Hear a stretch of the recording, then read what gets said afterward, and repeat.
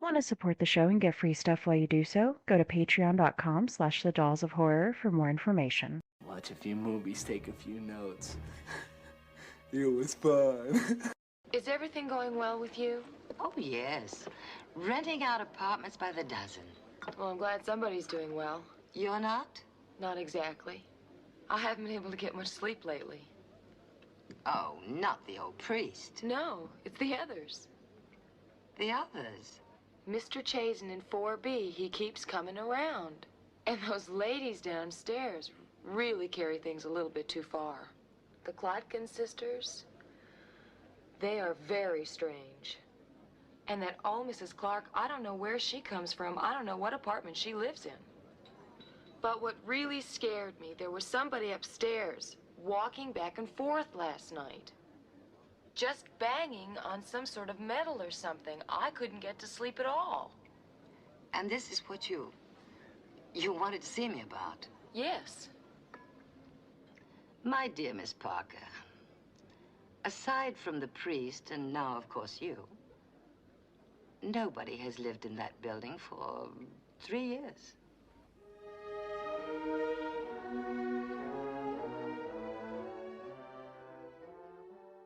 Allison is trying to maintain her independence in Brooklyn during the 70s when she finds her dream apartment that comes complete with ghost neighbors, cat birthday parties, and a creepy blind priest that lives upstairs. Will Allison be able to escape the clutches of the evil beings in her building? Or will she join the dead as a permanent fixture among them? Tonight we find out when the dolls discuss 1977's The Sentinel.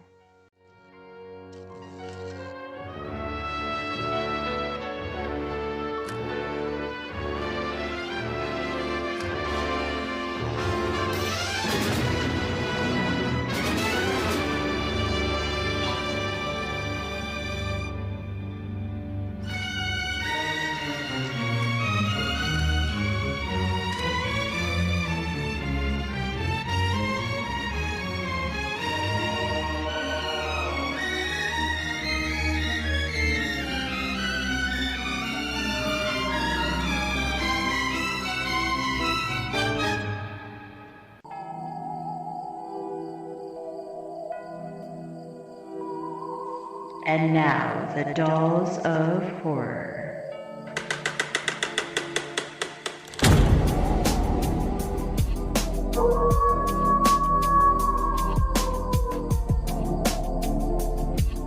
What an excellent day for an exorcism.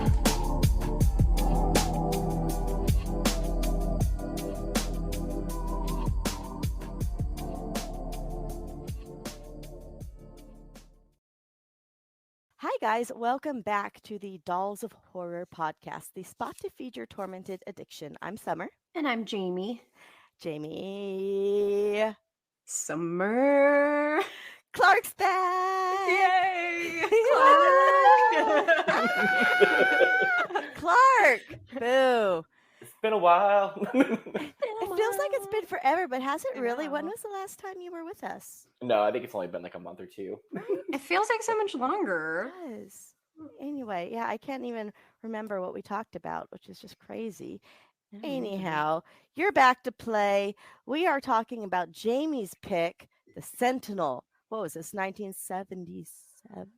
It was It sure 77. was. 77. Okay. Jamie, since this is your pick, we picked it because we've talked about it on the show a few times. So since this was your pick, when is the first time you've seen this movie? Okay, so I first saw this bizarre little film, probably when I was like 18 or 19. So, before I turned Girl on Gore into an Instagram account and everything, it was a Blogspot blog at that time. And so this was a movie that one of my blogger friends was like, hey, you reviewed this one. And so that's it. I mean, it was like a blind recommendation basically from a fellow blogger. Watched it, wrote a little blog on it. I should have pulled it up to see what I said back then. But I did not. I did not study enough. But yeah, I really liked it. It's so weird.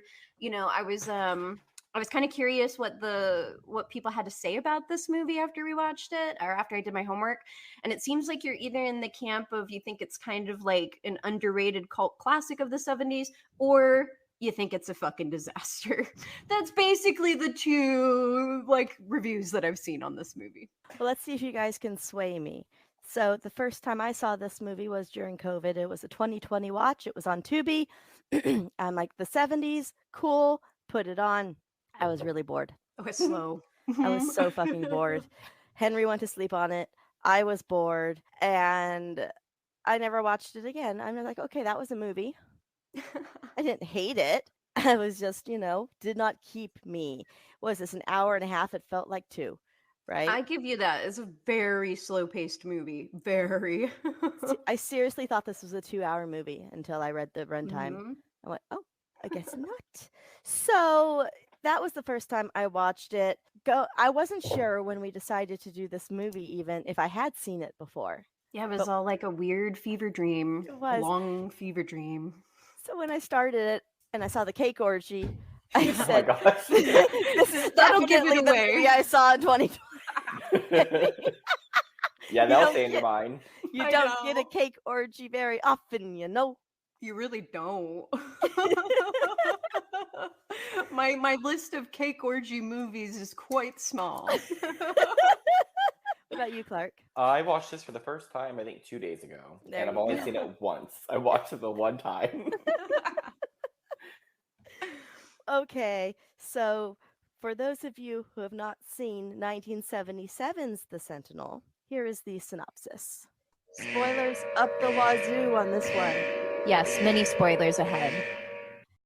A young woman moves into an apartment building which houses a sinister evil, among other things.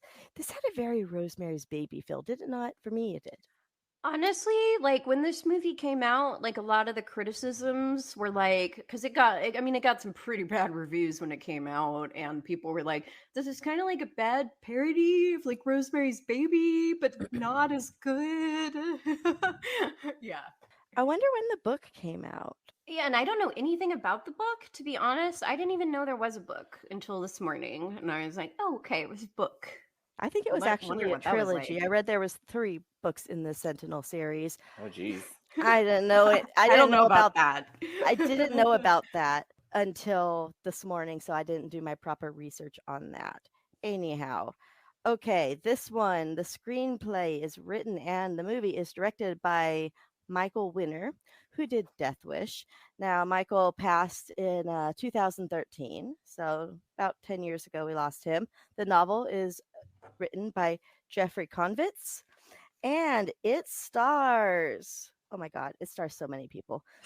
Chris Sarandon, Martin Balsam, we have Christina Rains, we have a slew. I can't even say their cameos because these people weren't famous yet. I know. True. A slew of actors right before they hit it big. Insane. Absolutely insane, right? Yeah, some of these actors are like, they have like almost 0 lines. Some of them do, and you're like, wow, it's like Christopher Walken, but he's just kind of standing there most of the time. I was wondering when he was going to get to talk. Or I'm like, Mrs. Griswold, oh my gosh. Who didn't talk at all. I know, no, she did We not. have another Griswold in here, not Griswold, but William Hickey was in Christmas Vacation. Oh, okay. So yeah, I mean, so many people in this movie before they got famous. So I can't even call it a cameo. This is just they got a movie. Insane. So I just looked it up. The Sentinel book was written in 1974. Okay, so a few years before the movie. I'm not sure when the Rosemary's Baby book came out. I think that one was like a quick one. It came out and then the movie was made kind of like Psycho. Okay. If I recall. And the Rosemary, I wonder how close the Sentinel book is to the movie because the Rosemary's Baby book is exactly like the movie. It is basically a play-by-play, 100%. Yeah, I read it. It's short. I don't know how it's like. It's a baby book. It's shorter than Psycho. Oh, baby. I read it a few years ago, and it was every single scene, all the dialogue, exactly like the movie. Wow. I mean, you don't even need to read the book. There's no differences. Wow. So yeah, they did a perfect adaptation of Rosemary's Baby. Okay, so let's start with our favorite kill. Why would he want to kill his own girlfriend? There's always some stupid bullshit reason to kill your girlfriend. How about you, Clark? So I'm gonna be completely upfront and honest with this. I just wanted to jump on and talk with you guys, but I didn't take the best notes.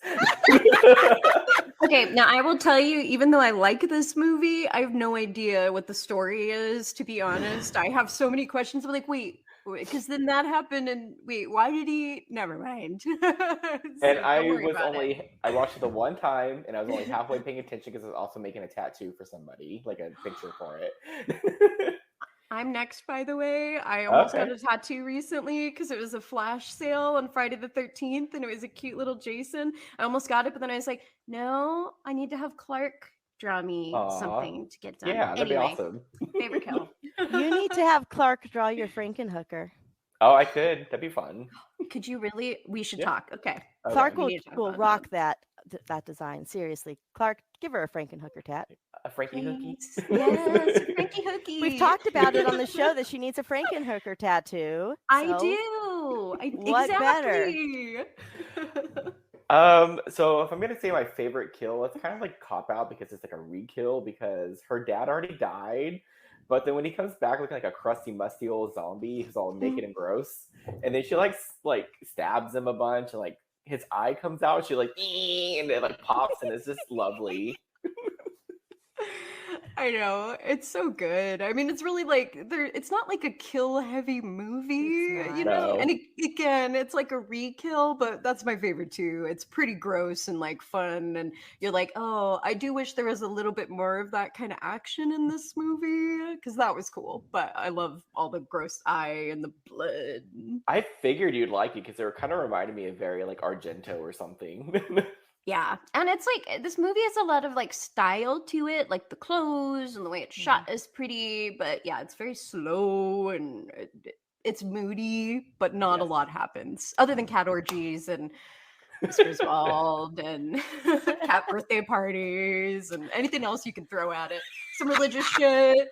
Oh my god. I will be perfectly honest. I did not take the best notes either, and I watched it 3 times. Oh no. I struggled hard on this movie as far as paying attention. I'm like, oh, someone liked my picture on Facebook. Oh, I need to message Clark about something not very important because anything is better than paying attention right now to this movie. Squirrel. Right? Oh, there's some really cute dog reel of Jimmy and Clarence on Instagram. Gotta watch that. It's new. Anyway, so that's where I was on my homework. But I must say, does this even count? I chose all the ghost tenants at the end when they're descending back to hell. I loved it. Sure, why not? I loved Yeah. it. I mean, it's kind of a group kill. They're already dead. Doesn't really count like Clark's, but I really love the scene. The cinematography in that scene was beautiful. The effects in that scene are pretty good too. Honorable mention though, my panic pick before I decided on that was Chris Sarandon's character when he gets the knife thrown to the neck. That was pretty rad. It was Yeah. pretty cool. Yeah. The effects were pretty good on that though. Like I was wondering, do you think some of those people were actually disfigured? They were. Okay. Yeah, I read about that. Some of them were. Yeah. Okay, fashion moment. So many looks. Yeah, looks. Okay, fashion is one where I did not struggle at There all. was a lot. Okay, what you got, Jamie? Okay, I mean, I had multiple ones, of course, but I will say that like I think my favorite look of all is it's towards the beginning when she's still like modeling a bunch of stuff, right? And it's like she's got this like little black, it's kind of like a mini dress, but it's got like red fringe or something, or like frill or something. It's at the top. I think there's some at the bottom too, and then she's just wearing some nice like nylons and heels, and it's a very cute dress, and I love it. She's super cute.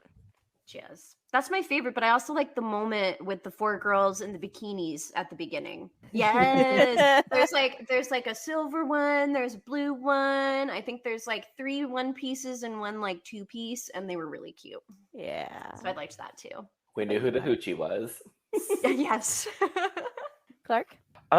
So this movie was a lot of like high-waisted pants and bell bottoms. Yeah. But I will say my favorite fashion moment of this, I'm just gonna say everybody was fucking skinny. Like I blame fast food for like my weight and stuff like that, but like I didn't see like one like except for like maybe the cake orgy person, one really Yes. robust person. Yeah. Well, it No, was that's a good observation. It's it true. was the Twiggy era. It was 10 years Right. after the Twiggy era, so the Thin as In was in full swing. Yeah, I just think fast food probably wasn't as prevalent too. true. Yeah, I think fast food was probably cleaner too at the time, like because even some of the less fast food places, preserves. they were still making stuff fairly like fresh-ish. So Mhm. even the fast food wasn't as bad. I want to say too, I heard back in the day like a adult sized meal was like a kid's meal now. Mm-hmm. And that's Yeah, all I I can see need. that. Honestly, I don't need all that when I get to fast food. I either get a full-sized hamburger and nothing else, like for, McDonald's, for example, or I get a kid's meal, small burger, small fry. And anything more than that is just too much, which is crazy because if I'm eating real food, if I'm eating at a restaurant or something that's not super processed, I can eat until I'm under the table. I can I can eat myself to death. I out ate Henry when we went to steakhouses all the damn time, and he just sat back and looked at me in judgment. Leave me alone. Out eating at a like 6 foot something brother. Right, like he just stared at me and said, "What the fuck?" And he was like, "Guys, this is why Summer's fat, okay?" But fast food that's super processed, greasy, doesn't quite tastes delicious, but doesn't quite taste right. Food, I can't have a lot of that. I just feel disgusting afterwards. I just can't. Okay, my fashion moment, my winner. I had 5 picks, but my winner goes to Jezebel the cat in her party hat. I love Jezebel the cat. I mean, a cat party. Come on. I was all about Jezebel the cat in her party hat. She was so pretty. Oh, do you want to give our honorables, Jamie? Yeah, did you give yours yet, Clark? I didn't have any. Oh, okay. Gotcha. I'm not big on 70s fashion, so Yeah. See, I love 70s fashion. I have to say, I really liked my only other thing that I wrote down. There were other looks I liked, but I really liked the red leotard and skirt outfit that Beverly D'Angelo was wearing. I really like Christina's black funeral dress. I have a problem with the names on this one, so I'm going back and forth between their characters and their actor names. So her black funeral dress towards the beginning was so beautiful and it looked great on her, of course, because she is skinny. I adored Chris Sarandon's white suit with the tie. Oh my god. Ugh. I was like, that almost won. If it wasn't for Jezebel, that would have been my winner. And at one point in the movie, one specific bell bottom look, Christina is wearing these blue jeans, bell bottoms, great, of course, and a blue top, and it looked great on her. And last but not least, her commercial outfit when she keeps getting the bottle of wine scene wrong. Oh, yeah. Poor girl. Poor girl. I know. Okay, best hair. How's my hair? Hurricane proof. Hey, it's all about the hair. I got not a thing, so I'm just gonna go with Beverly D'Angelo's hair was pretty good. I didn't write a thing down. I failed, you guys. On Fail. Jamie, sorry. Fail. I liked Baby Watkins all slicked back. You know, he had his hair all slicked back. There's like the secretary who pops up for very short, and she's got the curly hair, and I love her. Yeah, those are the two that I noticed. She was cute. I picked her too, and then I also picked our main girl. What's her name again?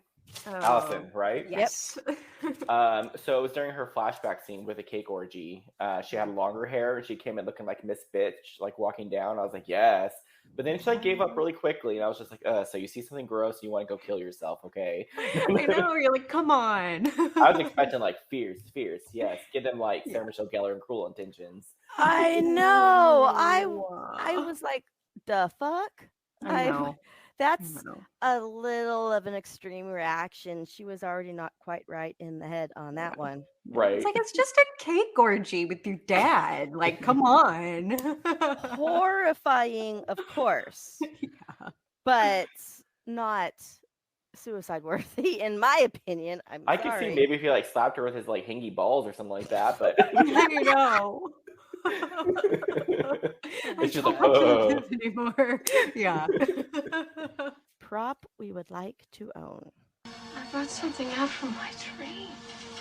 Where did you get that? I had a list. let's get some of them. I have 5. I Okay, have 2, so let's let Clark go first with his 2, and then Jamie and Yes. I, we can just bounce. ew. No, I'm kidding. Who said? So my first one's like I think the ring is pretty cool. Like the priests were all wearing. Are they priests? Or what are they? Clergy. I think they're priests. They're priests, sentinels. Right. Religious shit. Priest it was with like the special assignments. Yes. yes. It'd be like one of those like Wonder Twins kind of rings, like woo. Yes, they put them all together and they're like, okay, go. And Jesus like comes. It's like with your powers combined, I am reborn. So that, and then the only other thing that I kind of really caught was the key ring, this massive key ring with like 100 rings on it, and I was like, okay, this harkens back to like the Bring It On days when I wanted like this key ring with like 1,000,000 keys on it, not knowing how bad it's for your ignition. I know, right? More keys mean more importance. Right, exactly. Keys stress me out so much, guys. I just have to say, like, that is the one like struggle I have every single day. It's like I can never figure out which key it is on my key ring ever. You'd be one of those people in the horror movies that are going through every single key, like I can't get it. It's definitely how I would die in a horror movie. I saw that reel. Mhm. Okay, so I also had the ring, by the way. Cool. But what I would love most of all is the apartment building. Sorry, guys. It was pretty beautiful building, like it was Stunning. And creepy, like but $400 a month. yeah, I know, right? And it was huge. It was like a And whole furnished. floor. I know. Yes, in New York, golly, Yeah. amazing. I know it was 1977, but I still feel like $400 for that was a steal. Yeah. Well, it was originally 5, remember? Oh, that's right. Yeah, and then she's like 4, you know. She was crazy, and I loved her. Mm-hmm. Okay, Jamie. Okay. I think what I would like most of all, well, I know I can't have it because it's not a prop, but I would like Jezebel. Just gonna put it out there. Jezebel was so cute, and then it got all mean. You know, it was like eating something, and then it like growled at her, and I'm like, Jezebel. Okay. But Jezebel is dead by now. I'm pretty sure. Yeah. I do really want Allison's lookbook though. Like she has her book of Yeah. all her photos, all her looks. The America's Next Top Model fan in me was like, oh my God, I need that. So that's what I would like most of all. But I'll also take her Esquire cover, you know, that she buys. She's like on the cover of it. And I'll take the mugshots of the dream murdered neighbors. I also had the dream murder neighbors in my they were like index cards. I want those index cards, know. right? I'm like, I was like, I don't know if mugshot's the right word for them, but yeah, index cards. They were. It was, you know, a mugshot in a rap sheet. Okay, so I want those, of course. I want the record player. Oh, okay. There's a painting in that final showdown scene of a nun holding like a crucifix. That would be cool. Even I'm not even Catholic, but I liked it. When Chris Sarandon breaks down the wall and reads what's on the plaque behind the wall, the "Through me you go into the city of grief" plaque. I would love that. Good one. I didn't even think of that. Reminded me of like the Paris catacombs a little bit. Yes, Yeah. absolutely. That's exactly the kind of stuff I saw down there. It was pretty amazing. Wow. And the Sentinel's crucifix. You know, she's sitting there just holding it all her damn life now. That's Yep, what a forever. bummer. I know. What a bleak ending. I know. You went from being a model to a blind nun in a window. I think I'll stick with being a model. With bad skin. Yeah, I know. Last but not least, the framed picture of Burgess Meredith because he was adorable. Always. I know. I know. I would have a framed picture of Burgess Meredith in my place no matter what, but it would be cool if it was that one. I know, because he's got the little roses too. He's got like flowers. It's all cute. You know who he reminded me of? He reminded me of that either chance or community chess card on Monopoly. When the card reads, "You won a beauty pageant and dude's holding roses." Do you guys know that card? No. I mean, kind of. It just flashed on that. That's exactly what he looked like, minus the evil mustache. Okay, epic line. Boy, the next word that comes out of your mouth better be some brilliant fucking Mark Twain shit, because it's definitely getting chiseled on your tombstone. Okay, so Nina says we do not have any duplicates, which shocked the shit out of me. Oh, nice. So let's start with Clark.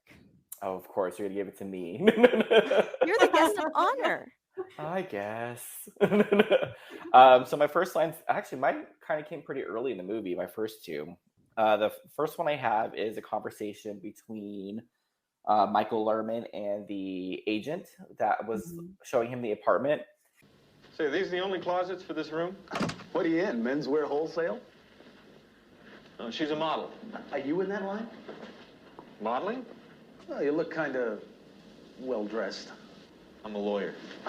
Lawyers must spend pretty heavy on clothes, huh? And to me, I was like, that was like a term, like, is he asking if you're homo? I know. Basically. A nice way of putting it, right? Yeah.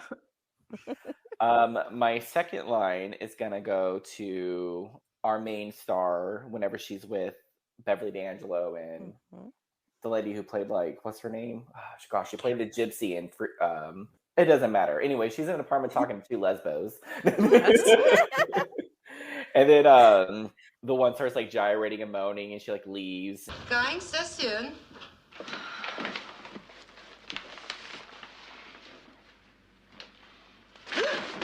It's rather rude to eat and run.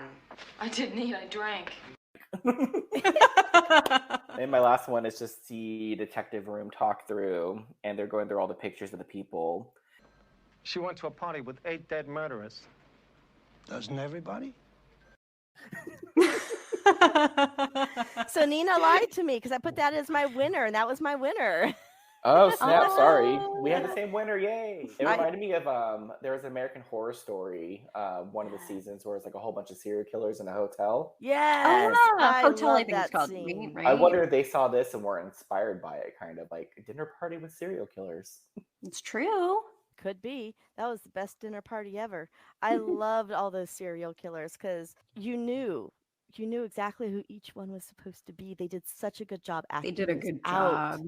Yeah. Oh my god. The Night Stalker was like, whoa, that's like him. To be fair, when Clark sent me his lines, he only sent 2 words of the line. So that is true. And I'm panicking to get back to you. I'm like, that was my winner, Nina. Come on. I was in a treadmill at work at the gym, and I was just like trying to get them to her because it was so late. if it's that late, Clark, just send them to me the next morning. It'll be okay. Okay. Yeah. Okay, Jamie. Okay, so mine were kind of earlier on in the movie, like completely like the first half hour kind of thing. Okay, so I really like it's the guy, I think he's showing them the apartment or something, and he says, $1,000 a month is the least they'll take. Huh? People lining up. Look, I need more room. I want to get married. Happy marriages are made in $1,000 a month apartments.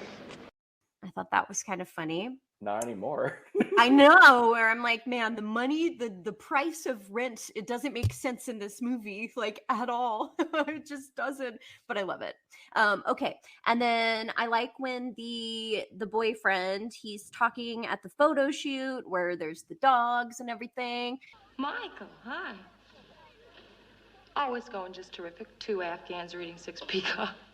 And I like that. And then I just like when Allison says, Believe it or not, I attended a birthday party here last night. For a cat. Oh, sorry, I missed it. I can actually see you saying that. That's why I was like, oh my God, I could see myself saying that. Have I been in this situation before? Pretty close. Oh man, so good, so If, good, if she guys. said that to you, I would feel like you'd be like, did we just become best friends? I know, exactly. Oh yes. We are like soulmates. Oh, it was so good. It was so good. Okay, so since Clark stole my winner. Your fault for picking me first. True. My fault for being a good host.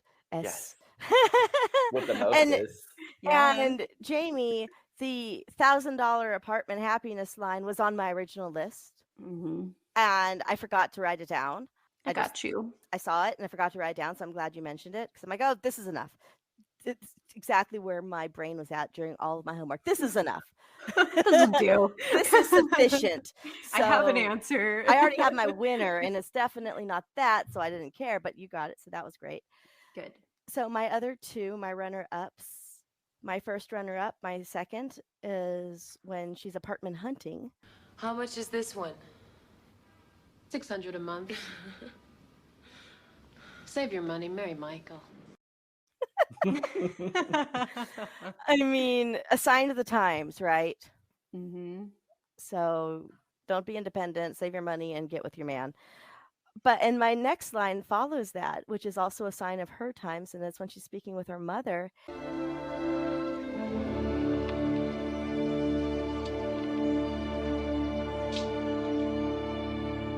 Are you gonna be all right here, Mom? It'll be no worse. Well, then why didn't you stay with him? I had nowhere to go. Which those two were about 6 minutes apart from each other, and I thought that it set up her character and her mindset on why she's so determined to be independent for a little while before she gives it all up. So I really like those for those reasons. Yeah. So, all right, y'all. It is time to talk about our actors, but before we do that, we need to take an ad break. Now there's about 20 of them out there. What will we do? Don't worry, we're safe in here. They'll never get in. Why is it that in every zombie story, people always think that their safe haven is invulnerable? I know. It's like, hello, the walkers are totally gonna get in. You better get ready for it. No! Diane, get behind me. No, it's not stopping. Do something, Jack! And another thing, how come nobody in a zombie story has ever seen a zombie story? Do you know how much time in human life would be saved if just one person in the group was up on the genre? What do we do? Aim for the head. What? Aim for the head. You heard them. Aim for the head. Quick, Diane, I think we should try and fix the barricades. I think we should listen to them. Now, that's the first good idea they've had all episode. I still don't think they're gonna make it. Aim for the Head, a weekly podcast covering the hit AMC programs The Walking Dead and Fear the Walking Dead. Join hosts Diana and Steve as they recap and discuss the latest episodes. Aim for the Head, available on iTunes. You can also follow them on Facebook. And now for acting. I know every face in here. I got a respect for the unknown actor. Okay, so let's start off by mentioning in a list form, because it's going to take too long if we don't, all of our stars that were in this movie, which in some of these credits were uncredited because it was before they were famous. Yeah, I know. It's kind of crazy. It's like a drinking game. Like every person who pops up that you've seen in a million things. Every you're drunk single by the end. every single time I was that Leonardo DiCaprio meme drinking the beer going, oh, Yeah, I know. every 5 minutes. That was me in this I movie. know. I missed most of these in my first 2020 viewing. As Clark said, I was, how did you phrase that? He put words to my distracted viewing habits. Oh, I don't remember. But it was accurate. It was. That's why it was so great, because I was actually telling him that I did not see any of those people in my first viewing. How did I miss them? Some of these people I'm huge fans of. Anyhow, we've got Christopher Walken playing Detective Rizzo. He finally talks about, like, I don't know, an hour and 10 minutes in. I know, and it's not much. Richard Dreyfuss is the man on the sidewalk. No lines, uncredited. I didn't even notice him, and then when I was going through the cast, I'm like, oh wait, and so I had to go back and see him. Yeah. In the very beginning, it's in that weird like 6-minute montage we have. Like that's the weirdest credit sequence I've ever seen. But I know. I digress. Jeff Goldblum, of course, is our photographer. Jack the photographer is who he is. We've got Tom Berenger and Nana Vistor, known then as Nana Tucker, as the couple buying the apartment at the end or renting it, whichever. Beverly D'Angelo, of course, plays Sandra, and Jerry Orbach is the film director. I know. What? I know. Oh my God. So, yeah. Starting with Chris Sarandon playing Michael Lerman, former husband of Susan Sarandon. Oh, I didn't know that. Oh, I didn't know that either. Let's rotate like we like to do now. Of course, Child's Play. Oh yeah. Let's see. Fright Night. Mm-hmm. Bordello of Blood. Yes. He played the sleazy professor in Felicity. I did not know this, but he was Jack Skellington in Nightmare Before Christmas. I You did not didn't know know that. that? The talking No. voice. Yeah, the talking voice. Mhm. Yeah, and I was like, I didn't know that. I didn't know that at all. Wow, I always knew that. That's insane. I thought everyone knew that. Crazy, I did. right? I just thought that was Jack Skellington. How about Fright Night the remake? Who's seen that? I have. I haven't actually. It was okay. It wasn't Yeah. the worst remake I've ever seen. It wasn't the best. Anything else for you all? No, those are my highlights. Those were my highlights too. He was in Princess Bride too, actually, but that's the only other one I had. I have Charmed. He did ER. He did show Stark Raving Mad. Anyone remember that one? I've heard it. I never watched it. Oh yeah, I did. A movie of the week: A Murderous Affair with Virginia Madsen. I saw that during COVID too. It was Sounds good. awesome. It was great. It was like what 93 or something. It was very of the time, and I loved it. Awesome. Christina Rains playing Allison Parker. Oh, I most know her for Nashville, the movie Nashville with Ronnie Blakely. I saw that, but I never watched it. But she's like one of those girls I was like, oh, she looks so familiar, but nothing. Nothing for me either. But she looks familiar. I have no idea why, but she's very pretty. But yeah, I don't know her. She kind of looks a little bit like that Charlie's Angels girl. Yes. Kind of, yeah. That's she who she does. reminds me of. Yeah. I also have a movie called Nightmare from 1983. It's an anthology of urban legends. I also watched that during COVID. It used to be on Tubi. I'm not sure if it still is. It's definitely worth checking out, though. Okay. For sure. Alrighty. Martin Balsam playing Professor Rosinski. We just talked about him, Jamie, in Psycho, playing Detective Milton.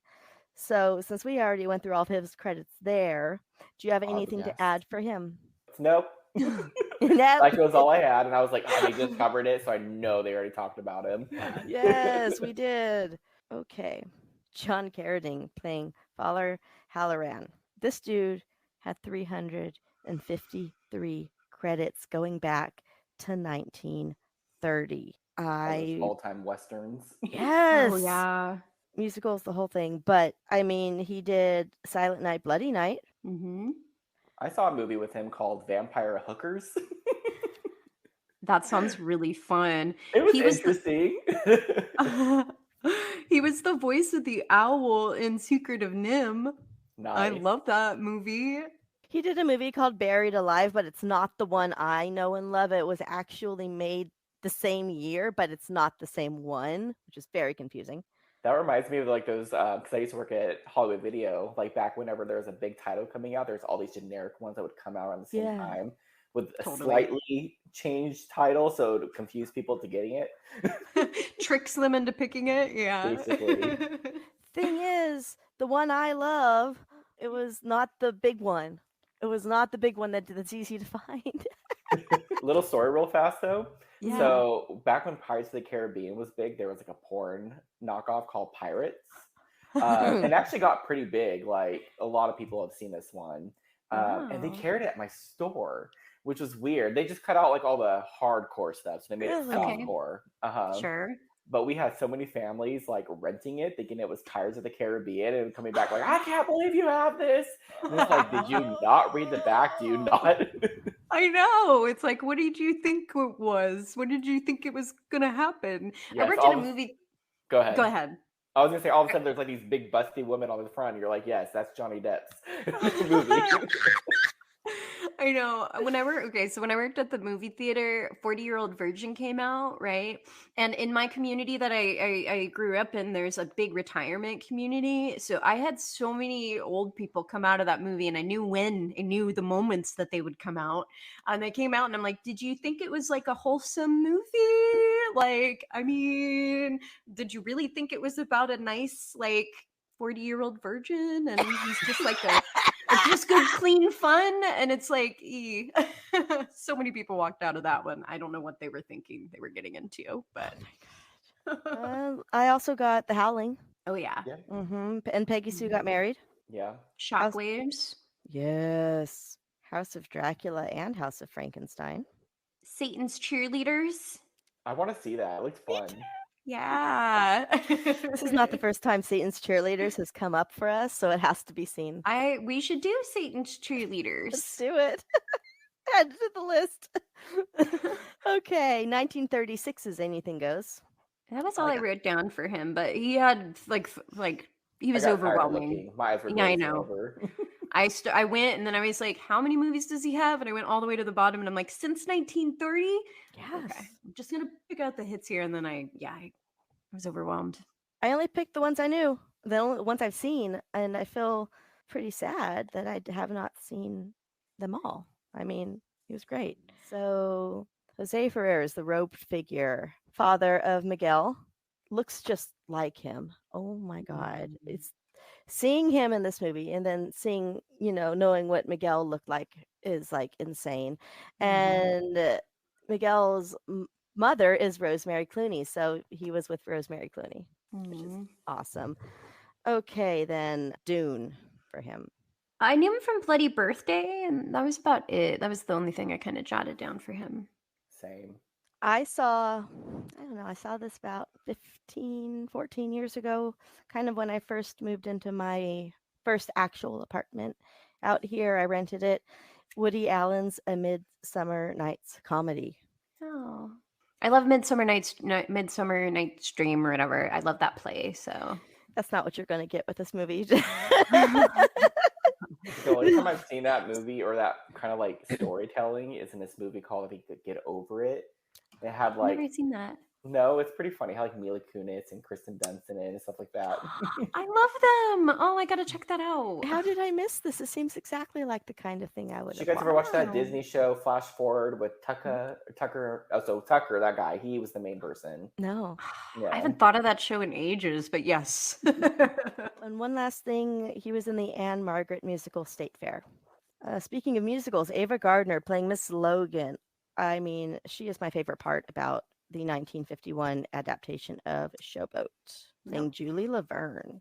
I feel so bad because like I know this name, like that she's iconic because this name is just mentioned so much when it comes to like the old starlets.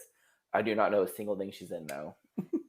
The only thing I knew was Showboat, to be honest with you, really. And I was like, I know who she is, like her as a figure. Yes. And then her name and what she looks like, and that she was a thing. And I'm like, how do I not know more of hers? I thought I was going to have a number of movies, and I don't. I'm sorry. Same. I thought I would have tons. Turns out I just know Showboat, and it's my favorite version of Showboat, honestly. They've remade that a million times. Very important storytelling on that as well. She was one of Frank Sinatra's wives. So there's that. That must be how I know her. She died at 67 years old back in 1990. She's been gone quite a while. Yeah. I swear I thought I knew her. Arthur Kennedy playing Monsignor Pancino. He had 122 credits. I didn't know any of them though. Same. Nope. Burgess Meredith. He lived a good long time. He lived till 89 years old, passing in 1997. My favorite Burgess Meredith thing of all time ever is Foul Play with Goldie Hawn and Chevy Chase. I haven't seen that. I haven't, like, that's a cast. I haven't seen that. I've talked about this before, but that movie, it was a family favorite. Watched it ever since I was like a baby, probably can't even remember. Was my introduction to the Mikado. It was also my introduction to Dudley Moore because he was Okay. in it. And the whole last act of the movie takes place in this opera house, and the assassins are trying to kill them. And it's behind the scenes of the opera, Gilbert and Sullivan's The Mikado. The Mikado is a running theme in the whole thing. It starts off with the score from The Mikado. So maybe that's why I love that show so much, is because of this movie. But that was my intro to The Mikado. So it's a very, very special movie. He was in that. He was also a kooky neighbor. It was great.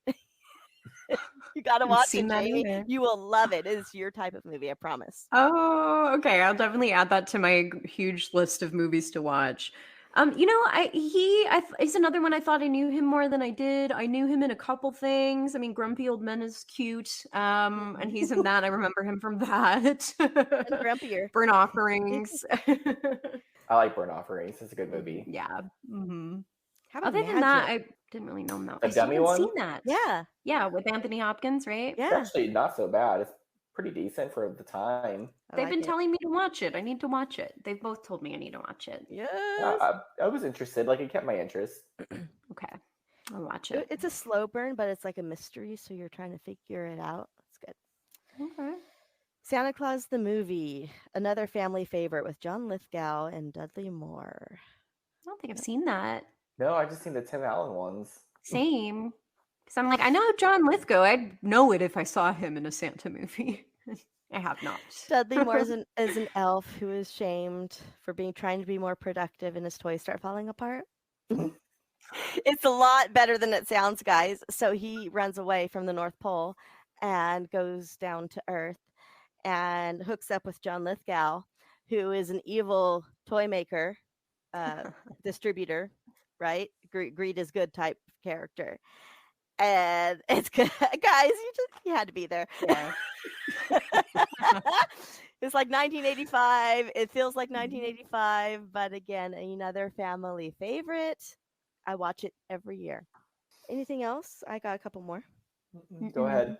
The Manitou, which we're going to do soon with Billy. That was Billy's request. I bought this damn DVD so we could do it. So it has to happen. What? The Manitou? The Manitou. I still haven't seen that. 1970 something. What does that even mean? I'm like, manta ray? I'm imagining it as an animal. Yeah, like I'm thinking of a manatee, I realize. I'm like seeing I'm seeing it moving in the water, like with its flippers, and I'm like, what is that? It's a manatee, right? Or I'm sorry, manatee. Close. That's exactly what I'm thinking. I haven't watched it yet, but I own it, so we got to do it. Just like I own this movie now. He was in Camp Nowhere also. And we've talked about this just in the last couple of weeks, Fairy Tale Theater. He was in the Thumbelina, and of course the Rocky movies, which I think how most people remember him. All About the Foul Play for me. Okay, then Sylvia Miles playing Gertie. She lived until 94 years old. Wow. I know, that right? gypsy blood. Man. We lost her in 2019. I remember her from Wall Street and She-Devil, mostly. She-Devil, yeah. And she was in the canon line of fairy tales, live action fairy tales, the Sleeping Beauty one, which starred Morgan Fairchild and Tawny Welch. Yeah. I have one more. Do you guys have anything? The Fun House. That's the one. Yeah, the all-seeing gypsy hooker. Didn't see that coming. Madame Zelda. How come they're always named Zelda? Was she Zelda or Xena?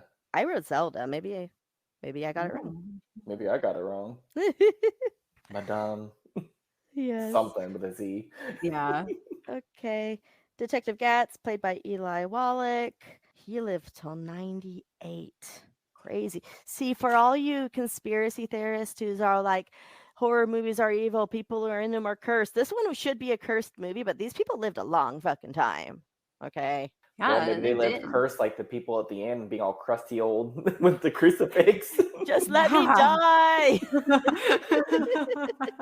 Okay, let's see here. He had 172 credits. I have Wall Street 2. Part 2, and The Holiday, and Whoopi, the sitcom with Whoopi Goldberg. That was a fun one. I had Mystic River. That's a good movie. Yeah. That, and then the other things you mentioned, and that was it. Alrighty, Hank Garrett playing Brenner. First and 10. All about the First and 10 for me. I was like, damn. I binged that show a couple years ago, and I think I need to binge it again because it was so entertaining. He was also the bartender in Amityville. You can take it away because I think Okay. that was all the people that I wrote down. Yeah, and then I just wrote down our little cameo people that we had. Yeah, I just wrote down non-cameo. Bette D'Angelo and Christopher Walken. Those are the only other two I had. Alrighty. Well, Hank was also the conductor in The Exorcist Part 2, and that's my favorite Exorcist. Really? You don't hear that very often. I didn't mind it. Like, people rag on it so much, and I was like, They it's do. whatever.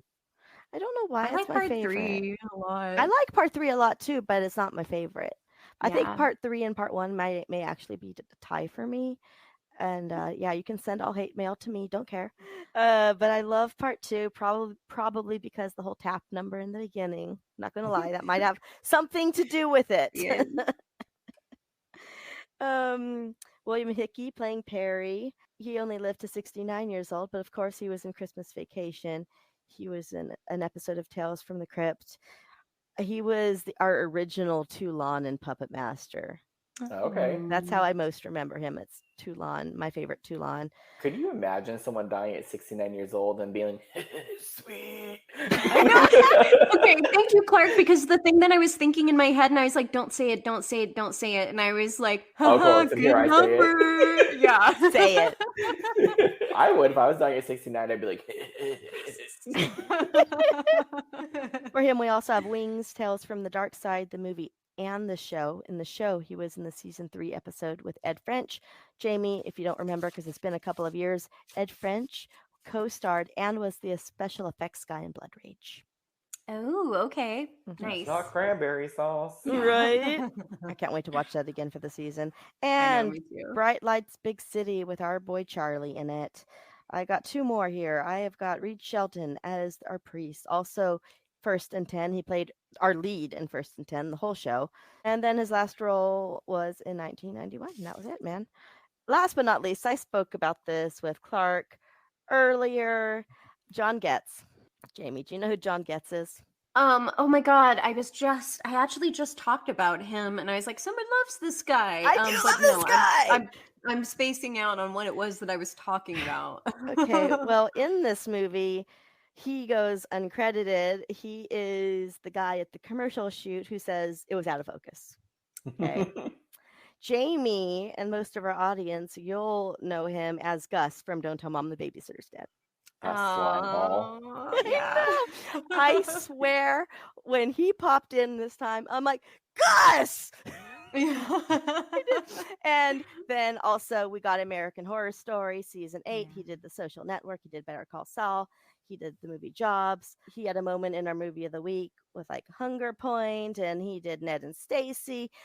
I love this actor. I have for the longest time. He did a TV movie, Awake to Danger, which I also really loved, and I might own on DVD, just saying. So this guy is amazing.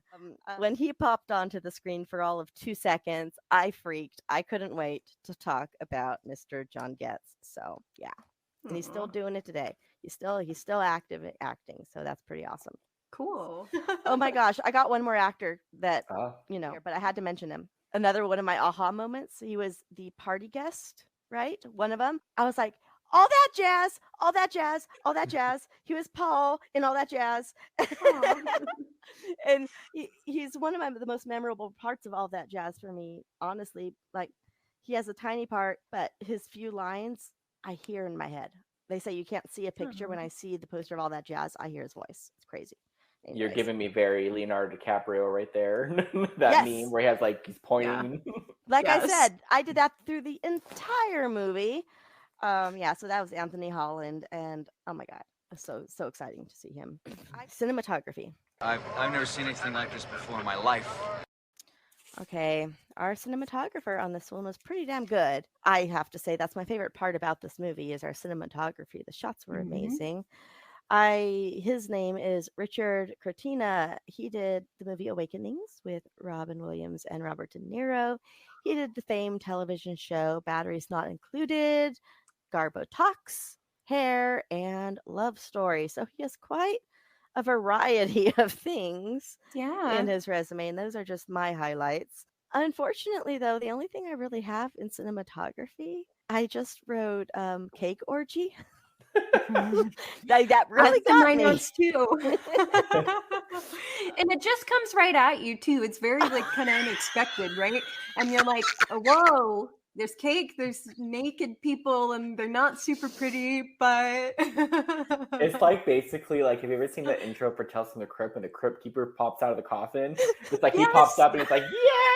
As people are licking cake off of him. Whoa. That's who he reminds me of. That's it. That's the one. Nice. Yep. Yeah. Guys, what do you got on cinematography? You know, overall, I really liked the cinematography on this, but I didn't write a whole lot of notes about it. I will just say it had a pretty look about it, and they like played with perspectives and angles. I felt like so it'd be like low angles and be from different places, and I like how they like staged things. Kind of like there's a shot where like the boyfriend or whatever. And then there's the cop, and I think they're in the hospital when she's gone there. And he's like here in the foreground, and the guy's in the background, and they're talking.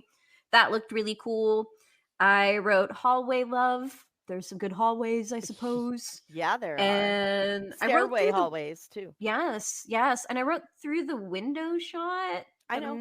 I know. Was it the car, like the taxi? Okay. I think, and you look through the window? Kind of. So what I'm thinking you might have meant, there were several perspective points of, our sentinel before she becomes our sentinel looking out the window, and also looking at the sentinel. So many shots looking up at that figure in the window, which is super fucking creepy, and I loved it. I did too. But there's lots of window stuff in here, which is great. Yeah, You mentioned good earlier, window work. Yeah. The eyes are the windows of the boobs, or something. I don't know. Oh yes, I remember. The kind of. nipples are the eyes of the face. Pretty much. Well, they always say the windows are the eyes of a house. Yeah. Right? I was wondering because you said earlier, Rosemary's Baby, the camera work was very similar. Like, I don't know if they use the same kind of camera, so I wonder if that's kind of why I gave you that vibe, and kind of like the slow pacing. Yeah, of a lot of the stuff. Also, I think a lot of my Rosemary's Baby feels on this is the whole moving into a new apartment on a deal. Like you got a steal deal on this apartment because they needed to get someone in here, the right tenant, and then all the weird ass neighbors who are in on it. Oh, true. I think those two aspects had a lot of Rosemary's Baby feel as well as the time period. It's all the same kind of time frame, the same And style. there's religious context in both, Yeah, for sure. For sure. The only other thing I notated was I like some of the transitions in the beginning when it's like the models. Basically, they would do like a pose and it would pick up a different location and be at the same pose and then we drop it. That was cool. Yeah. That was fun. I liked that too. I ragged on it earlier, but I really did like their it's opening cheesy titles. as fuck, but So cheesy. But so is modeling. Right. Yeah. The final product is great, but I imagine you'd feel like a fool doing it. So remember that stupid commercial they had to do where they're shaking their heads and their hair's not even really going that great? And they're sitting in like a field. Yeah. Yes. It's weird looking to me. Like it looks like it was backwards, if that makes sense. No, it totally. I thought the same thing. I was like, did they shoot it? Like have them flip their hair and then they played it backwards? Because the hair moves weird. Yes. It really moves weird. I had that feeling also when Chris Sarandon comes back as Ghost Chris Sarandon, right? Okay. And the cat like jumps out of his arms. It looked like he was jumping into his arms or something like that. Vice might be the other way around, but it looked off how the cat was moving it from point A to point B. That looked reversed for me as well. Do you guys have anything else to add? No. Okay. Just overall, I mean, again, it was probably like I think one of the stronger points of the movie. Yeah. Because it's not the story. The story is not the strongest part, and there's some other things that aren't the strongest part. But the cinematography, yeah, the location is really pretty. Such a beautiful apartment building. I mean, oh my god! And fun fact, in the end when they rip down the apartment building, which I thought was also a really cool shot as well. And they go into the new apartment building. Apparently that was a visual effect, and the old apartment is still there in real life, which I must go to. That would be fun to visit. I Yeah. have the address. Let's go, Dolls Trip. Field trip. Gotta go. Sentinel vacay. Stare at it. It's honestly, the apartment is my favorite part of the movie. It's so pretty. I would Is love it actually in New York? I think so. Oh, I would wow. love to live there so much, so much. We will have to visit there and order us some cake. No, yes. I got some more cinematography notes, but they're honestly more effects heavy, so I'm going to save them for right now for special effects. Doesn't matter what happened. What matters is what looks like what happened. And what looks like what happened is pretty nasty. Okay, guys, effects people on this movie. We've got Tony Parmalee. He also did Awakenings. He did Goodfellas. He did Beaches, Moonstruck, The Cotton Club. We've talked about that, Jamie. Mm-hmm. And The Great Gatsby from 1974. We also have Albert Whitlock, who did The Thing, Oh, wow. The Exorcist 2, hey! Graveyard Shift, Star Trek, the TV show, Gremlins Part 2, Clue, Dune, Psycho 2, Cat People, Victor, Victoria, Blues Brothers, The Wiz, Funny Girl and Funny Lady, Thoroughly Modern Millie, Mame, and the original Willy Wonka. So my little musical love and heart was so happy about those. I got confused for a second when he said Cat People. I was like, I love that movie, but I'm thinking of Sleepwalkers. Oh, I like Cat People too. The original and then the 90s remake or whatever was kind of fun too. I haven't seen the 90s one, but I've seen the original for sure. Oh, it's beautiful. The original's beautiful. It's so pretty. It's a very pretty movie, just like this one. Okay, so my main effects notes. I got Ghost Sarandon's head wound. Cool. Lesbian cannibal dinner. To go with my cake orgy. There's a lot of boobs in this movie. There's a lot of boobs in this movie, and they're like front facing boobs. They're like Yes. right in your vision. It's not like a little like side thing. No, they're right in your vision with her crashing cymbals. Beverly D'Angelo, like, I don't know much about her outside of, like, the older stuff after, like, say, National Lampoons. I was not expecting to see her big otatas. She showed her boobs in Lampoons. Did she? In the original. Mm-hmm. I've only seen them on that's TV, right. so I guess not. Oh, no, yeah, she had boobage in Lampoons too. So we got Good for boobs her. there, right? Yeah. Let's see. Oh, and the Demon's Descent into Hell. That was a very pretty shot. I don't know if it was an effect shot, but I really liked the cinematography on that shot. Yeah. How about you guys? Most of the stuff that you said. What else did I write here? I liked I'm trying to remember just who it was, but I think there was a couple people that happened to where their faces kind of like almost opened up and started bleeding, and I liked that. I like that too. I mean, the ghost and demon work in this was pretty great. It's so good. It's so good. I think it might have been her dad character. But there's one scene where he gets like stabbed in the eye. You talked about it earlier. But the whole part of the whole effects in that scene and the whole effects of him as a whole were gnarly and icky, and I loved it. I want more of that. I wish there was more of that in this movie, and you had it because it's more isolated towards the end. I mean, the dad part that happens more like kind of in the middle, but the rest of it's all at the end. It's like I wish we would have seen a little bit more of the ghouly stuff, like the demony zombie people, like throughout the movie, because it was The good. dead body in the car was pretty good too. Who was it? Was it Professor Renzinski? Was that the dead one? I think so. Yeah, Right? Was like- that the dead one? Yeah. So the car was all like total looking, and he was in there, and it looked good too. I liked it. Yeah. Can I just say I really felt for what's this girl's name again? What's our lead lady's character? Allison. She does not look like an Allison. Sorry. No, not at all. She looks much more like a Christina. That's why I'm having issues. Allison, kiss me. I'm Allison. I really felt for her in my soul when boyfriend didn't want to leave her alone, so he was forcing her to go to the party, and she's like, I don't want to go. That's me, guys. When asked to go to parties or anything, I don't want to go. I love that she just kind of wants some space. Like, she's like, I don't want to live with you anymore. I want my own space, dude. But I love how they, like I said, flesh out why she wants her independence for a little while because of her whole mom and dad situation. Oh my god. Yeah. Yeah. Anything else on effects, guys? Yep. Okay. Music. Music is my life. Ooh, I dropped the ball on music. I don't have anything on music, guys. But our composer was Joe Melly, and he did Blood Beach. Jamie, that one's for you. I love Blood Beach. I know you Aw. do. I didn't write much for music either. My notes don't make any sense on music. I'm sorry, guys. I wrote dun dun dun. I don't know what that means. That's pretty accurate. Yeah, dreamy flutes, intense harpsichord, those piano notes though, and polka dance. That's all. Oh, the polka. Yeah, the party. The cat birthday party. Yes. For me, was like one of the first things where I was like, is this a made-for-TV movie compared to, like, say, a theatrical run? But then there was way too many boobs for it to be made for TV. Funny you say that, Clark. There were two versions cut of this, and one had no boobage and less okay. gore. But the DVD releases had all the goodies. Okay. Does this movie even have a rating? Maybe it wasn't made for I don't TV know. movie. Maybe it was. Because normally there's a rating front and center on IMDb, and I'm not seeing Rated one. CO for cake orgy. Congratulations, Clark. You just picked the title of this episode. There you go.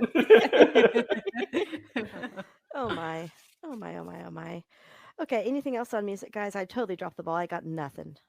That's it I for think me. we handled it pretty well. Yeah. Okay, aging. Stand the test of time. It was the It's 70s. a time capsule. Yeah. It is a vault movie, Yeah. that's for sure. Oh, Yeah. that's all I got.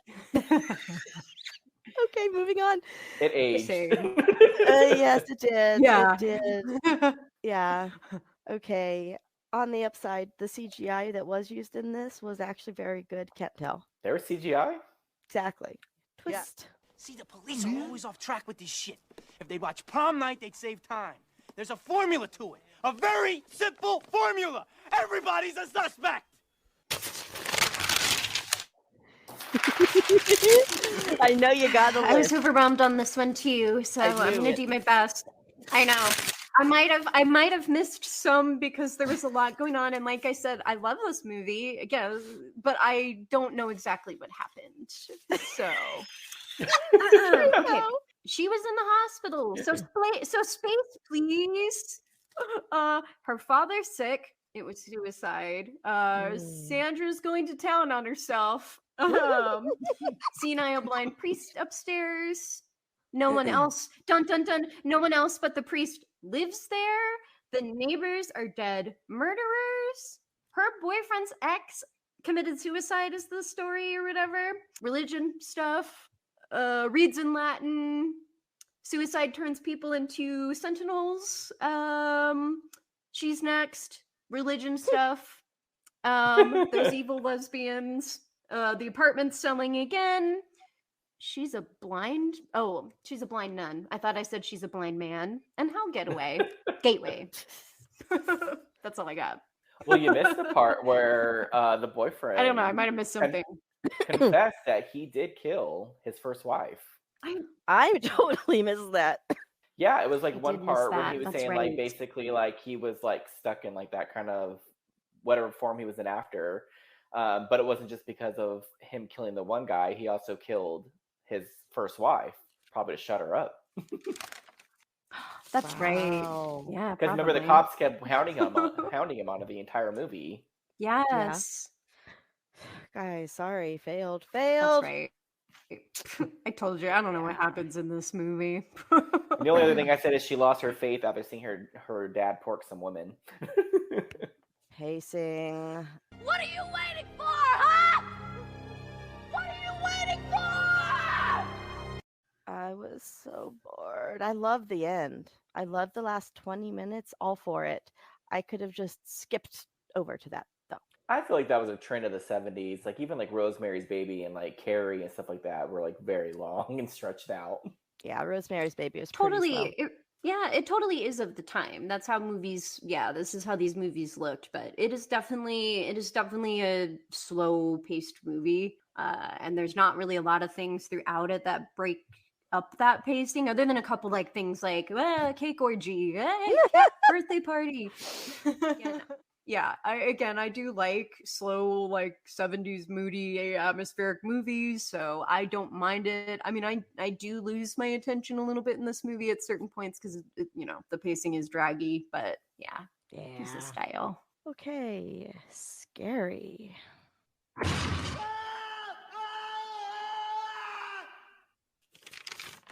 I don't get scared at religious horror really, but I definitely would have become the victim because I will definitely jump on that apartment for $400 a month. Thank you. Even it made me become like a blind nun. Yeah, well, I don't know. What was the purpose of that? Do you think it was because like that way she doesn't have to see the evils? They can't. Maybe it locks. Maybe it closes the portal if you can't see. I don't know. Like Jamie said, doesn't really make a whole lot of sense. A lot of older movies didn't. Or maybe it just looks creepy and that's why they did it. There's no reason. I think that's probably it. They're like, you know what? Like, it's a sentinel. They're supposed to see, so let's make them blind.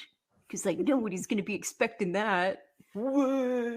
I just ordered just now this book on eBay. And so I'm going to read it. And I am going to tell y'all if the book makes more sense than the movie. Yeah, please do. Oh, I'm dying to know. Because a lot of times these slower movies are really good in book form. So yeah, I can see that. Maybe they explain a little bit more. Story. Tell us the story. What story? Yours. I heard someone say this about this movie. I read it in a review and I completely agree. And that is, these people should have hopped on that Clue wagon like 30 minutes ago. I said that halfway through the movie. It's quite obvious something is not right here, guys. Come on. So yeah. What about you guys? This is one of those stories where like they throw so much stuff at the wall to see what kind of sticks, It's like, we have like the whole Sentinel thing. There's like the suicides that lead to the Sentinels. There's the dream neighbors. There's her traumas. What the fuck is up with her boyfriend? Model troubles. Cake. Cats. Yeah. It's a lot. It's a lot. That's a lot. And I'll tell you, like, so there are some religious like horrors that I like that are classics, right? But like, I do, because I'm not a religious person, so it doesn't really speak to me that much. So I tend to kind of like lose interest when there's like a religious plot. So but that being said, I still think it was a interesting and unusual movie. But usually that kind of makes me fade out a little bit. I love religious horror. I'm like religion stuff. Yeah, I love religious horror. It doesn't scare me ever because I'm not super, spiritual or religious anyway.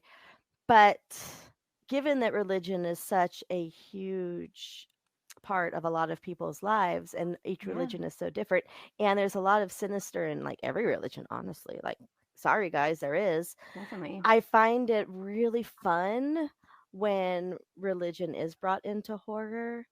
That being said, this is not really one of those times for me at all. And I know people who were brought up super churchy really have issues with this type of movie, the Rosemary's Baby movie, The Exorcist. People say all the time The Exorcist is the scariest movie they've ever seen in their lives. And I'm like, it didn't faze me at all because I'm not churchy. But so many people who grew up in the church, even if they're not churchy now, any church, doesn't even have to be Catholic, it freaks them out. So I do love religion in horror. I just if it's done right. Yeah. If there's more horror in it. Yeah. It's not my fave little like subgenre kind of thing, but I find myself religion fascinating. I am not a religious person whatsoever. I did not grow up that way. Interesting. But say with coworkers, I always love an open dialogue and letting them tell me about what they believe in and the stories. And half the time I'm like, this is fucking wackadoo, but you go, girl. Yeah. I feel the same way. I will though. say I've never been religious, but I'm very open, you know what I mean? So I've danced with Hare Krishnas, I've gone to Buddhist, I've done meditation in groups, I've sang in the church choir with my friends, I've been to Jewish temple. So I've experienced religion as kind of like an observer. And I think it's really interesting too. But yeah, it's not my What- particular One lifestyle. of my favorites was learning about the origins of the Mormon beliefs.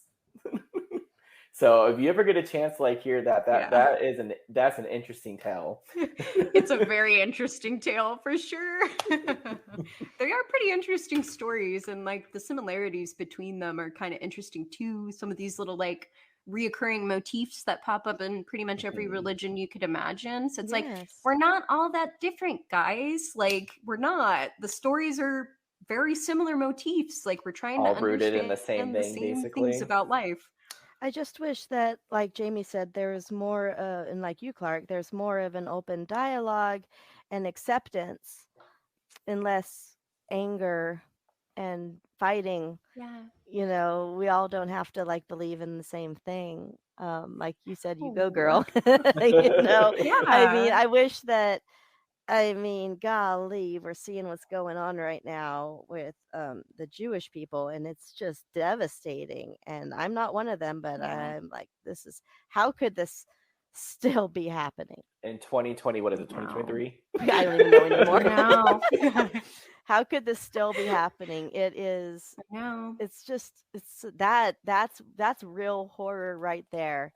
It's the worst. People use religion as a reason to hate certain groups. And Yep. as long as you don't preach your shit to me and make me try to believe what you believe, we cool. Same, So, exactly. Which was my main issue with my ex's in-laws religion. I feel that. I'm a reporter, so I'm just used to talking to people who are from all different walks of life. I've written Yeah. about religion and many times, and a lot of those people are really great. Exactly. Exactly. As long as they don't veer towards that hateful side of it all, which is just not what it should be, honestly. So anyhow. All right, that's been Church Talk with the Dolls and Yes. Clark. I'll say right now, my hateful side doesn't come from religion. Kidding. Thank It comes you. from being gay. My hateful side, I was just born with it, born with spite. Right. I Yep. just hate everyone and everything. Yeah. Everything sucks, so no. Not everyone, but most Kidding. ones. I know, Most kidding. ones have earned it. Anyway, Jamie, do you have I think- taglines? Oh, I was like, what did I do this time? Yes, I do have taglines.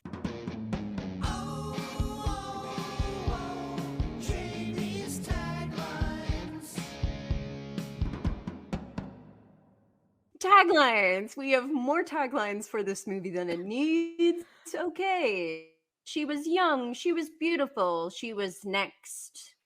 She's living in the gateway to hell. She's young. She's beautiful. She's next. Okay, but it was punctuated differently on this one. Okay. Doomed to guard the gates of hell forever. There must forever be a guardian at the gate from hell. That's it. They're not great. I'm going to make it my own now because of one of the ones you said. She's beauty, she's grace, she's a sentinel for this place. Did you hear that, Jamie? Okay, good. I did. Damn it, I Clark, did. now That was I way have better. 2 titles and have to pick one. Yeah. Okay, that was good. Overall movie rating. Jamie, this was your pick, kind of.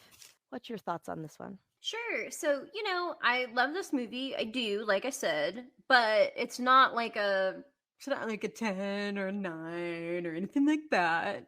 It's not one that I watch too often. It's been a while since I've seen this one. I love that it's just like kind of absurd and like weird, and like they're just like, what kind of weird shit can we throw at people in this? Like, cake orgy? Go for it. Cat in a birthday hat? Yes. Throw in some crucifixes? Yes. So I love that they did all that. I love the fashion. All that being said, this is like a 6 for me right now. Might go down, might go up. maybe go down. I'm not sure, but it's a 6 for me. I love it, but it's not, it's not a movie without its issues. I will say that, but I do love it for what it is. I can't wait to read the story, the book, to see if this is I'm like very Rosemary's curious. Baby and if it's just as insane or if it makes more sense. Yeah, I'm very curious to see what the book is like. Yeah. One thing that I kept reading over and over and over and over and over again, and it must be true when reading about this movie, is that was a lot of conflict on set. No one I liked heard this that too. director. The director didn't like anybody either. I mean, yeah, there was probably this was probably just a troubled production from the beginning. Chris Sarandon said in an interview, apparently, according to the internet, this is the worst project he's ever worked on. Yeah, he really regretted it. Which is a shame because he was really good in it, but it was not a good experience for him, and for a lot. Christina didn't get on with the director. No. So yeah, maybe if we had a different director, this may have worked out better. Maybe. It does sound like there was a lot of drama on set. Yeah. So Clark, what about you? I think I'm going to go halfway with this one. I think I'm going to give it a 5. There's definitely parts in it that I liked. I'm definitely going to remember this movie. Yeah. So that's not an issue there. I feel like this is a movie that would be probably a good candidate for a remake, and they could actually make it a lot better. Mm-hmm. I think so too. Yeah, so I'm just gonna give it a 5, middle of the road. Maybe add in like some titty symbols, something like that. Yeah. That's about it. 5 and some titty symbols. Yes. Oh man, gotta throw in the titty symbols. I'm kind of with you, Clark. Going into this movie, realizing that I had seen this movie before, which I thought that I had, honestly, but I wasn't 100% on this because it was so unmemorable the first time for me. I would have given this a 3. And then watching this movie and doing my homework, I'm giving this more like a 5. Maybe like, I don't Nice. know, a 5 and a cat party hat, So, Cat in a hat. yeah, it's just a hat over a 5. So I don't hate it. I really don't. I can't wait to read the book. I like it enough to want to explore the source material, which is kind of Yeah. a big deal because I'm not a fast reader. So when I pick up a book and read it, it's, I have to really want to read. But yeah, my rating went up 2 points, 2 whole points with this Whoop, whoop. from the first time because I was not into this the first viewing 3 years ago. Not at all. Now I like it a little more. I saw some really good things in it. The cinematography, as we said, was beautiful and amazing. And the those mugshot cards, man. Fuck yeah. Yeah, it's not a movie for everybody, but I think like it's worth a watch for everybody because it's unusual and then it's just fun to see all these faces, these fresh faces of people we know and love. Every time somebody pops up, you're like, "That's Jeff Goldblum. That's literally Jeff Goldblum right now." Yeah. And this is all before most of them were uber famous or partly famous in some cases. Some of these did not become super famous, but they were still known. That was a real highlight for me. That might be reason why this did go up. The seeing John Getz pop in for a second, and then Jerry Orbach. My little Broadway love and heart. Love me some Jerry Orbach in 42nd Street. So all that stuff really, really added to it for me. And because my dumbass wasn't paying attention the first time, I didn't pick that up the first time. I think this is going to be one of those movies that kind of confuse you as you get further away from seeing it, just because you're going to remember the good parts way more than the bad parts. So Yeah. you're going to make up in your mind that you're like, oh man, that was a cool movie. And then you're going to watch it and you're going to be kind of bored. You know what I mean? That's true. Because the parts that stand out really stand out. They do. Yeah, they do. Cake orgy, cat birthday party. Looking at you, cake orgy. As Clark said, I found the text. As Clark said, you and your halfway viewings. Yes. Love it. Guilty. But we're pretty even. We're pretty even on our ratings on this, which is pretty neat. I know. Yeah. I told Jamie that I bought this movie because it was kind of the same price as online, is renting it or purchasing it digitally. So I bought the DVD and I said, worst case scenario, if I hate it, I'll give it to you. And I'm keeping am I getting it? Aw. It's a cool cover art too. It's The a great cover art is cover. really dope. It's really It's a great cool. cover. Yeah. you know, if I get tired of it, I'll give it to you. But I like it enough to keep it and maybe give it another chance in a couple of years. Good. Okay, good. Probably read the book and then watch it again. The way you said it though made me think of like, have you ever had like one of those gifts that are like always re-gifted to other family members because nobody wants it? And it just keeps doing the rotations. Yes. Yep. Mm-hmm. It's fun fact time, y'all. That's the fact, Jack! That's a fact, Jack! Apparently, Jeff Goldblum was dubbed in all but one of his scenes. That makes sense. It seemed kind of weird. The disconnect, we've talked about it. Yeah, okay. Interesting. Christina Rains has said that a lot of strange happenings happened when they were shooting at the apartment, particularly when she was assigned to an apartment to use as a dressing room and found out it was rented by a priest. The uncut, and uncut is in, quotes, version on DVD features more Catholic Church, more nudity, and more gore. And the censored one that went to all the TVs had all the church parts deleted. Crazy, right? That's weird. And replaced by the Brotherhood of the Sentinels.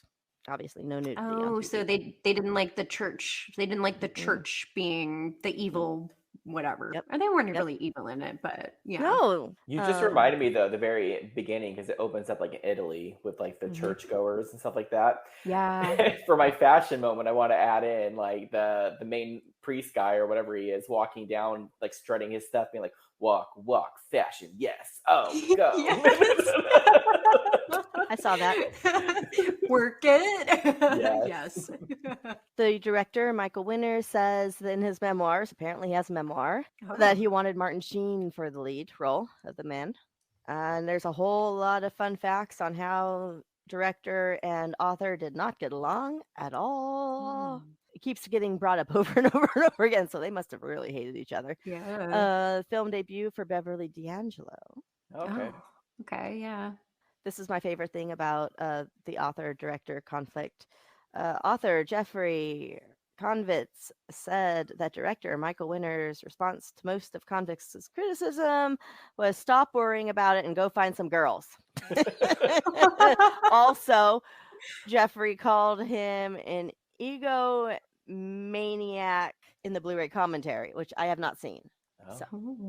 Mine's actually going to be kind of tied in with that too. I see that a lot, especially since I have a lot of like little buddies now from Instagram that they want to write, so they make scripts and stuff like that. But they're so afraid of giving up like creative control, or they like have so many stipulations, so nothing happens with them. They just kind of sit there and nothing comes of it, Yeah. And I'm just like, I don't know, myself, I would be so happy if I wrote something and 30% of it translated. I know. You know what I mean? Same. Yeah, same. I'm a writer though. You have to like, so all the time I have to deal with my, if my editor wants it changed, like it changes and you just have to roll with it and be like, all right, this is to make it better. So, sure. Yeah. You just can't take it like personally. It's, it's like about the work itself. And sometimes it needs, and like you said, if I could even get 30% of I'd be like so happy just to be a part. And you could learn something too. Yeah, especially in like a literary work. It's a book, it's like and your name's in the movie credits. It's pretty awesome, right? Yeah. Okay, that being said, I am kind of a purist when it comes book to movie. So if they stray too far from the book, I typically don't like the movie that much, even if it's a good movie. The Shining, I'm talking to you. That's why you shouldn't read. I'm just kidding. Right? Seriously, though. Yeah. Okay, then. They do it very well sometimes. Sometimes the book is just really just so wackadoo, it's not going to translate well, and they have to change a lot of it. And that works too. But yeah, sometimes you don't need it to do that. Okay. Speaking of wackadoo, though, are you guys going to listen to the Britney Spears book when it comes out? I am. I've already been following like all the little tidbits that are coming out, and I was like, oh, my heart's going to explode. Like, and there's going to be another me. one. I know. She already Yes. said there's going to be a second one, and I'm like, there's going to be more. Like, yeah, I want it. I'm She excited. didn't put it all in the first one. What? I know. And I was like, okay, Crazy. I've been waiting for this day. I've been preparing. So yeah, I'm going to read it. Chris Sarandon stated openly that his experience filming this movie made him want to quit acting. Oh. I know. Ooh. We almost didn't get Child's Play because of this. Yikes. Alrighty. Jeff Goldblum had previously worked with Michael Winner on Death Wish.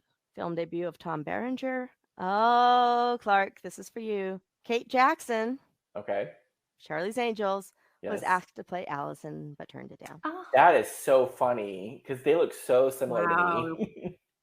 Yeah, you I don't called know if it. that's true because a lot of times this is out there and they're like, that never happened. But I mean, they do look super, super I could, similar. yeah. He had a aesthetic in his head. Yes. And that is Yeah. what it is most of the time. You don't look like the part, and so you don't get the part. It has nothing to do with your talent. You just don't look right for what they want. But I have seen sometimes when people amaze them so much that they end up getting the part that was nothing like the character they were supposed to be. Oh yeah. Like Dustin Hoffman in The Graduate. Yeah. That was based on a book, and the character in the book is like a jock. He's blonde, and then Dustin Hoffman comes along, and he is not that at all. But because he really impressed them, they changed the character to fit him. Like, Well, it's the same thing with Christina Lee in most of her roles. She went in for a part that was not at all what she is described as, and then she got it. Also, Toy Newkirk got her little part on 90210. It was written as a Caucasian blonde, not her, but she got it. So was Bonnie from The Craft. That was supposed to be a white girl. Oh wow. Yeah. So, yeah. Also, I mean, Not they talk- Bonnie, Rachel. Yeah, I know. Rachel Yeah. Drew, Sorry. That's what happens.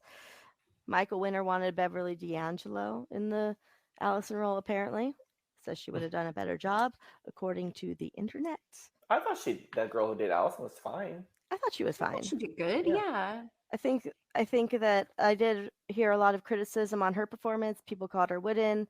I heard that. I read that too, and I'm like, she did fine. I didn't see that. I think that the criticism on her performance maybe needed to be directed more towards the directing of the movie, or maybe the editor. Yeah. So yeah, I Leave think our she girl did fine. alone. Mm-hmm. Okay, she's got a lot going on. Chris Sarandon and William Hickey appeared in Nightmare Before Christmas together. I forgot to write Nightmare on Hickey's credits. It's true.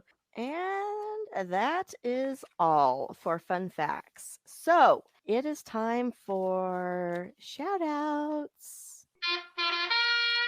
Yay. Okay. First, Patreons John, Alex, Mike, and Bill. And there was much rejoicing. Gentlemen, have you got one of Clark's calendars yet? Because if not, why the fuck not? I'm just saying. Yeah, you need one. You need two. One for every room, okay? I mean, you kind of want to have to see some Studley screaming for it, but I don't care what you're selling, Clark. I'll buy it. okay. Even if I'm it's- working on the female variant right now.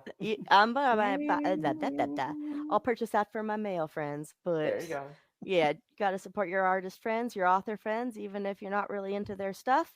You just got to, buy their stuff. The way I see it is we're all a horror community kind of here, and you have to know somebody who would want it regardless.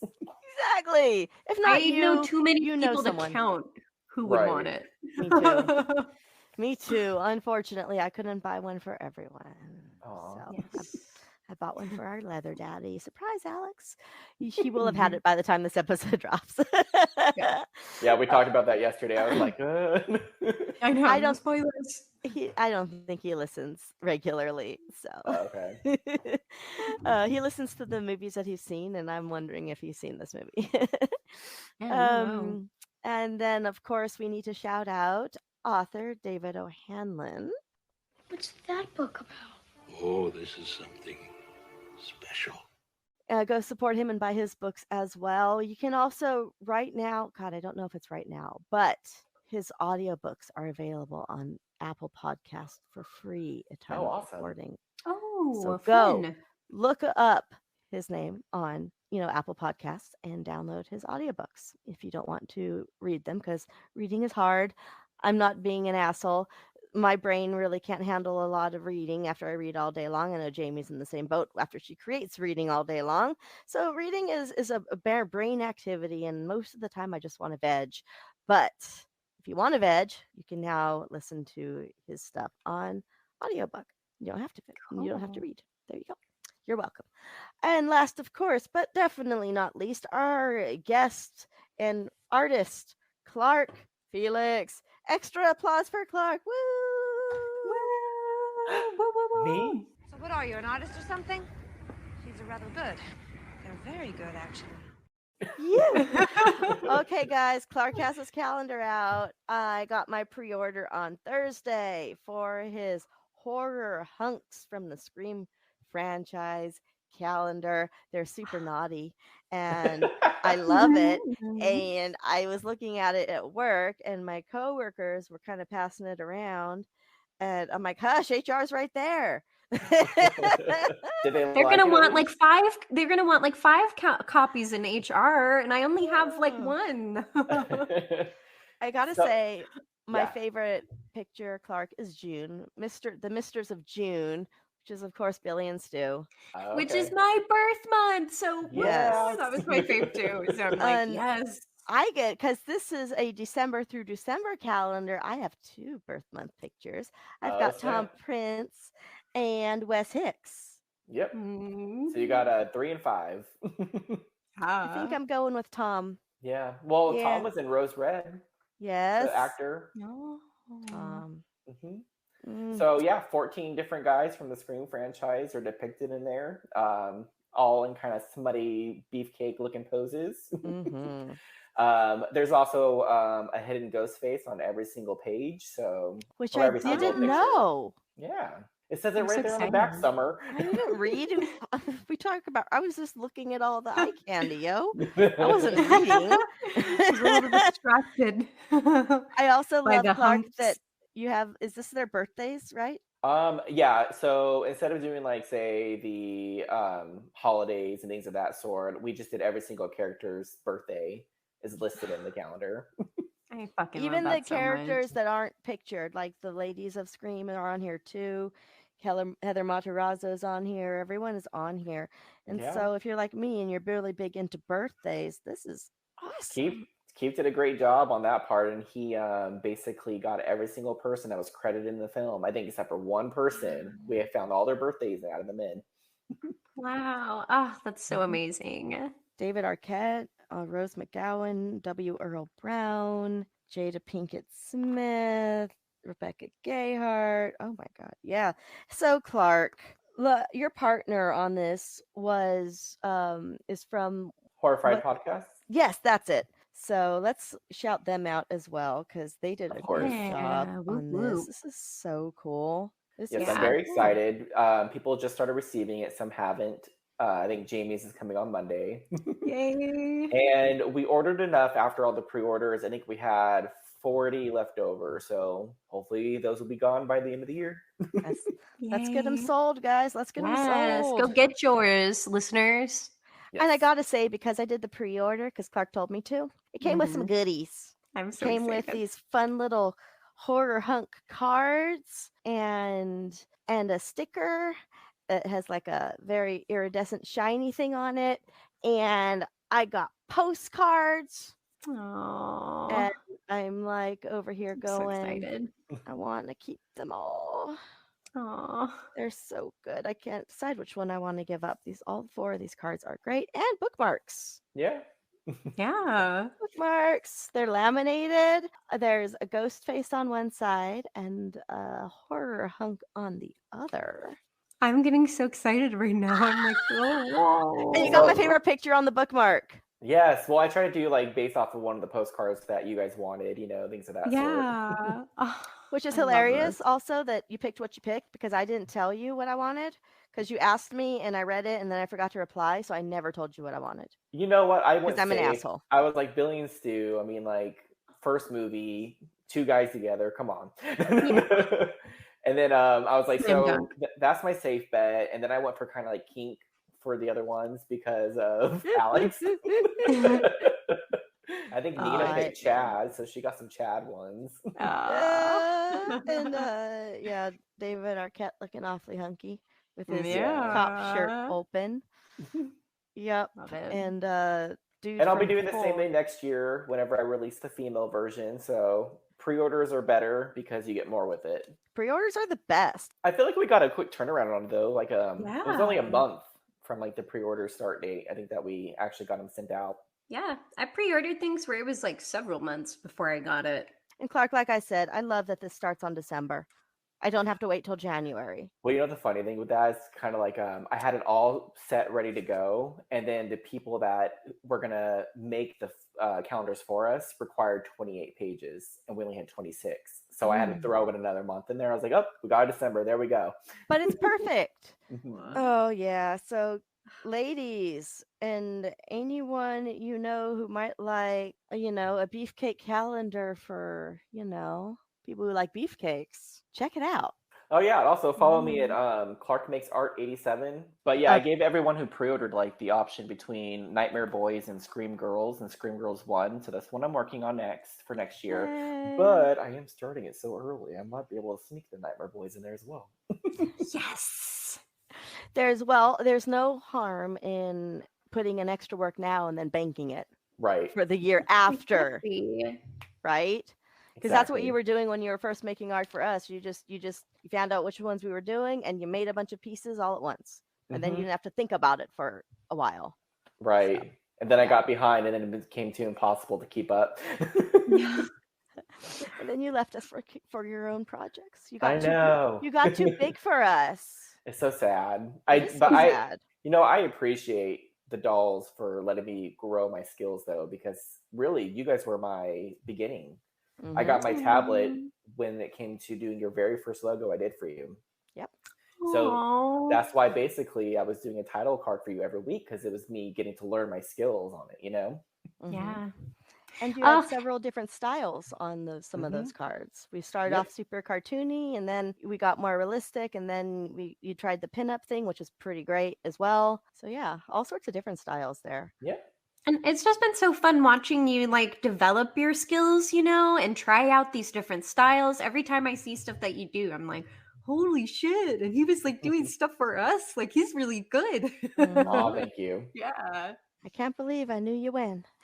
Way back. Way back, man. Oh, and let us not forget about the doc, the Fredheads doc. Oh yeah, that you was did, fun. right? So there, cool. your art is featured in the Fredheads documentary as well. So check that out to see our boys' work. Yeah.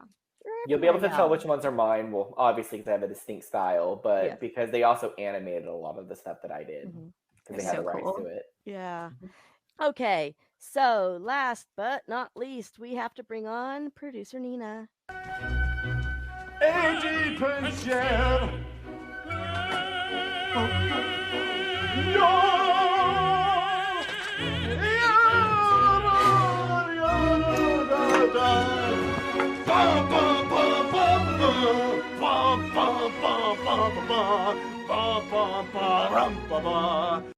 Nina, first time you saw the Sentinel. This week. Okay. Oh, yay. Nina, epic line. I've got two. I'm going to start with my least favorite and work my way up. So, my first favorite, it made me chuckle really hard. It's right after she tours the apartment, she goes outside with the realtor lady, and she looks up and she finally notices the father guy sitting there, and That's Father Harron in 5A.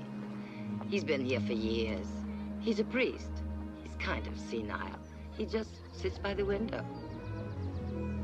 He's blind. Blind? Well, then what does he look at? It's good. Into the what else abyss. is he gonna do? Yeah. And my favorite, because it's all about the delivery. Again, between Ava Gardner and Christina, they're talking about like Ava Gardner's trying to like gouge Christina, kind of get an idea for like what kind of person she is before she like lets her rent the apartment. I find New Yorkers have no sense for anything but sex and money. Well, I guess there's something to be said for that, too. It's such a 70s, like two very powerhouse type women, and it's such a great exchange between the two. I love that. I love that moment too. And Nina, overall movie rating.